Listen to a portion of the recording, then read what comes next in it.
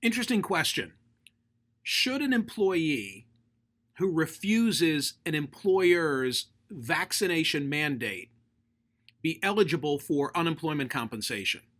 I say no. That's my answer. By the way, this is the survey question today at Smerconish.com. So whether you agree or disagree with me, maybe after you hear me make my pitch, you'll go and vote on today's survey question. What is unemployment compensation? What are unemployment benefits? Very generally described, it's a federal state program. The states plural have great discretion in administering the program. The idea is that people who lose work through no fault of their own, and that's key, and I'll circle back to it in a moment, collect 30 to 50% of their salary for an intended 26-week time period. And if you find yourself in that position, what do? You quote unquote file for unemployment benefits. An employer is ultimately responsible for them, so an employer might contest your having filed for unemployment benefits.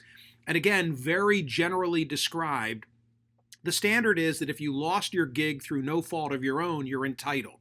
So think, for example, about a large manufacturer, and maybe they lose a contract on which their business is predicated, and they can't pay for their workforce. Well, those workers now file for unemployment because through no fault of their own, they've lost their gig.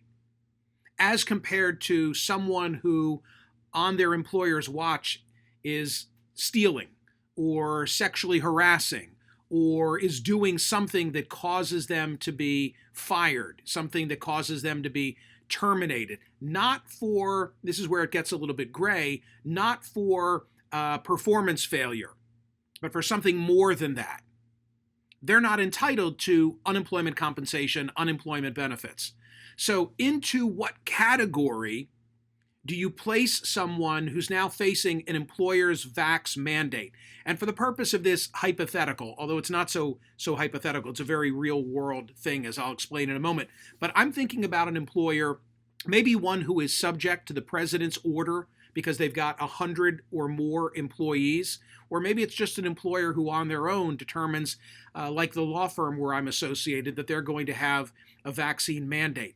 And for the purpose of what I'm thinking about, a vaccine mandate means, as I'm using it, you've got to get vaxxed, or you must be tested on a very routine and ongoing basis. And there are exemptions for a health condition that you may have or a legitimate religious belief. So let's assume that the employer is doing the right thing in not only imposing a vaccine mandate, but also doing so with those caveats, and an employee doesn't go along with it and refuses. Should they be able to collect? I say they should not be able to collect, but there are now moves afoot in several red states to do otherwise. And I'm referencing Florida, Iowa, Kansas, and Tennessee, and a longer list that are in the works of trying to do something in this score. And I'm not the only one to note the following hypocrisy, but what I most think of is this. I most think of the conversations that we've had about enhanced unemployment benefits, which ended Labor Day, and in some states ended sooner than Labor Day. Remember the argument that there are more employees out of work than there are jobs that need filling, meaning theoretically there's a job for everyone who's unemployed today if they want to go to work. But because of the enhanced unemployment benefits, we created this situation in the midst of the pandemic where private employers were now competing with the federal government for a workforce because employers couldn't find people to fill jobs because they were, quote unquote, making too much money staying home.